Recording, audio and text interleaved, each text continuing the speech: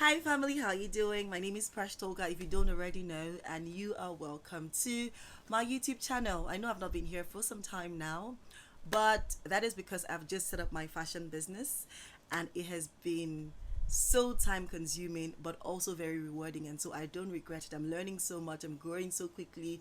It just gives me so much joy. If you don't already know about it, it's called Ankara Bay by Presh Tolka. For now, we're only on Instagram. We're working on the website, so just go to Instagram and type in Ankara Bay by Presh Tolka, and ta-da, we are there to attend to your fashion needs. You can either order our bespoke pieces if you like any of them, or um, no, you can order our ready to wear pieces, or you could also order bespoke pieces as you wish. All right, so do well to patronize us. Would really appreciate it. Thank you very much. Okay, straight to the cake.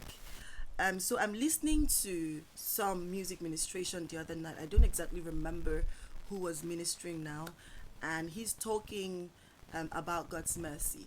And I'm just reminded of an experience that happened to me a while back. It's something I had already shared on social media, I think 2 years back now. And I thought that I would share it again now that I have a larger audience. And I still believe that the message is still very potent and it just might help someone out there. And I'm hoping that it would be you. All right. So I think, like every other child, I was at about, say, 10, 11. I don't quite remember the age now when I was exposed to pornography. Right. So I just gone to my uncle's room at the time. I was sent on an errand to his room. And, I get to his window and I realized I can hear some funny noise. Like there were two people, two adults. So I decide, curious me, to peek through the window. And then I peek through the window and I see that he's watching porn. And I'm so shocked because I'd never seen anything like it before. I'd never even thought about it like ever before. It was my very first experience, my first shove with pornography. And I'm thinking, oh my God, people actually make bad things into movies for people to watch. No wonder he's doing it secretly. And I was such an inquisitive kid. I was such an inquisitive kid. I was the kind of child who literally wanted to know everything, especially if I thought you were hiding it away from me.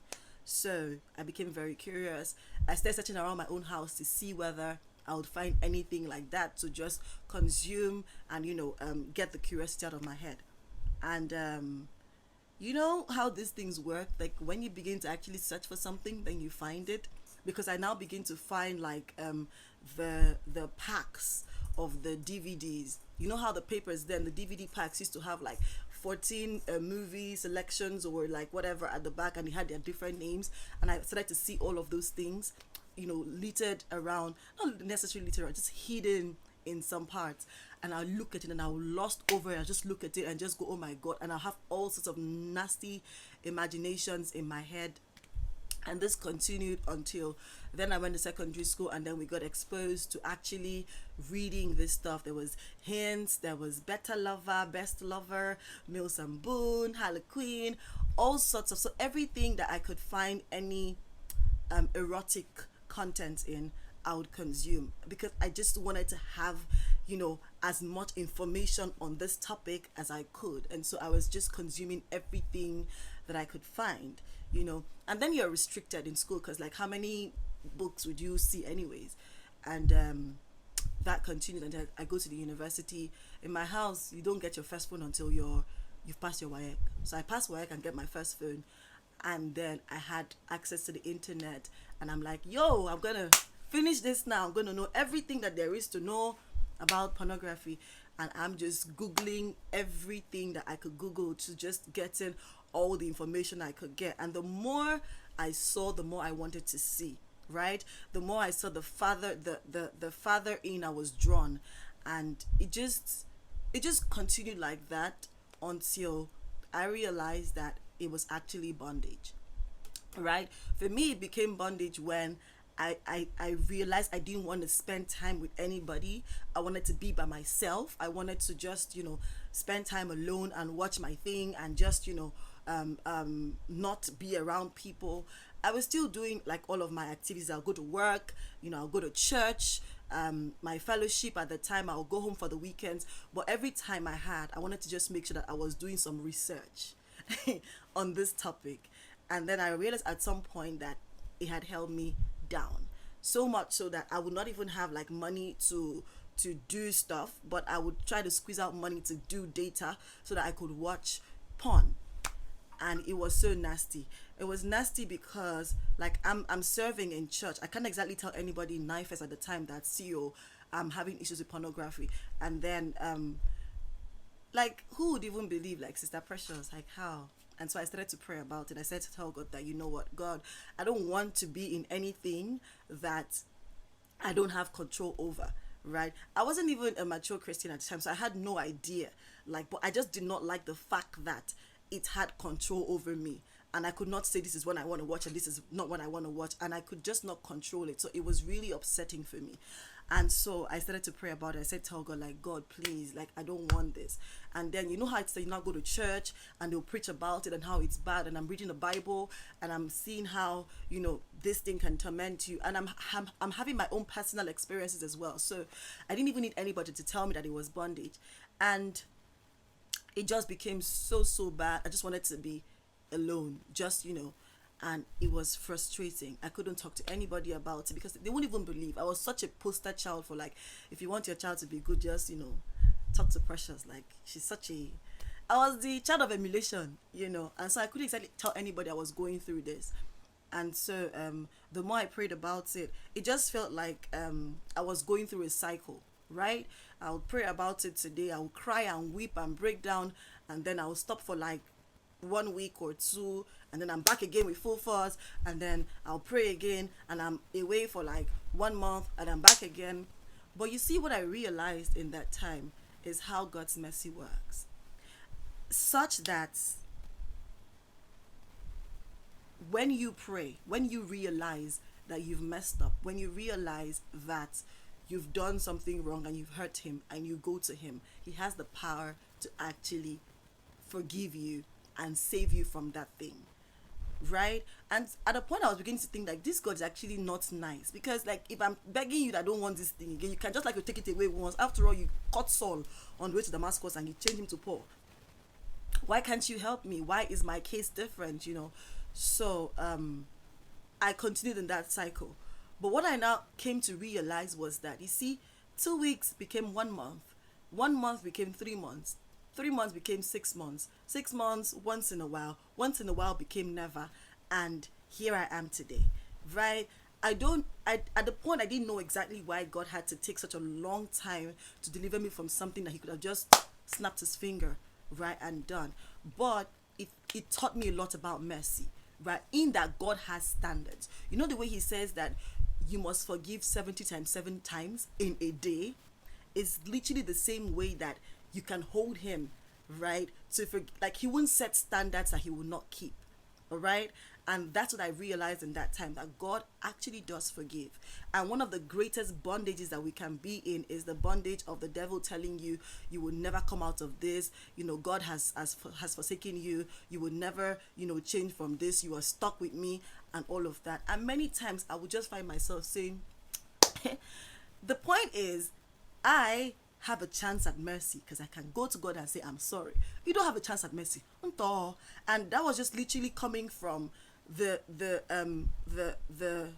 growth in my Christianity at the time. And you go out, you listen to messages, and they're reassuring you that God actually hears you. And so the more I knew that God could hear me and answer me, the more I became stronger. I was still struggling with this, but I became stronger. Another thing I'd like to say at this point is, you cannot do it by yourself. A lot of people try to help themselves in situations that are not natural. You really cannot do it by yourself. What you're going to see is you're going to find yourself going back and back and back, and it doesn't really help. Anyways, God is the only one that can help you, like in this situation, right? And that's another thing I came to understand. Another thing I came to understand is, you do not have to be perfect for God to use you. Look at the Bible. Look at David. Look at King Solomon. At a point, King Solomon, literally, they had to bring a woman, a young virgin or something, to test whether he was still well. God still used him. Look at Moses and his nasty temper, and God still used him. And so the more I read about these people, the more I realized that I didn't need to be perfect to be used. And so when the devil is speaking to you and saying to you, like, you cannot do this until you're clean, you can say to him, no, that's not true. I can be used while God is working on me, right? Because now I realize why it took so much time, because I wasn't a patient person. I mean, naturally, I have a curt attitude towards nonsense, right? But now I cannot look at someone who is struggling with pornography and say, like, why is he even, why is he going God took me through that long process to teach me patience, to teach me tolerance, to teach me that there are people who could go through this, and for me to stand in as help, right? And not be judgmental towards them. You understand me? And so, like, the more I grew, the more I understood why God took me on that journey. So yes, you cannot do it by yourself. Yes, you don't need to be perfect in order to be used. And in some cases, if you're the kind of person who has friends, they're telling you things like, oh, now you holy pass, especially if they are privy to what you're struggling with. They go say, now you holy pass, but now you still they do nonsense pass, or now you carry Bible pass, but now you they mess up pass. You understand? All of those things are going to be said to you, but the only way to react to them, right, is with God's love, just in the knowledge that God is going to help you and he's going to deliver you, right? You don't know how long it's going to take, but he's going to help you because he can hear you and he's listening. He cares about you enough to deliver you from it. And I pray that it's a short period for you, whatever it is you're struggling with, but I need to reassure you that God is going to deliver you. He will deliver you. And when you come out of it, you will realize why you even went through it in the first place. Okay? I need you not to live your life for what people are going to say. It is the nastiest bondage that you can be in. Just living your life, saying, oh, what if people say, what if this, what if people look at me like, what if people are always going to talk. Today, I think it was Pastor Selman who said, the criteria for people judging you is that you're born of a woman. Like, once you're born of a woman, people are going to judge you. And nobody is essentially privy to your journey. So, like, they're going to say what they see, and what they see is not nice. But it is part of your journey, part of your process. And I don't want you to hate on that or keep going back, because the more you acknowledge what they say, the farther back you fall. So you're taking like 10 steps back and forward, and like another 12 backwards, and you're literally not growing because you're listening to what the devil is saying and what people are saying. Enough of that. I literally am here sharing this story, right, to encourage you to keep moving. Don't stop. That is the devil's ploy, to make you stop, so that you're like, you know what, God doesn't want to help you, whatever. Don't stop. He has his way, he does his things, and I need you to trust his way, because his way is the best. All right? Today, like, I can be a role model. I can stand here and share this story because God totally freed me. And I know it was a long journey, but here I am. And so, like, if he's done it for me and for other people, he can do it for you as well.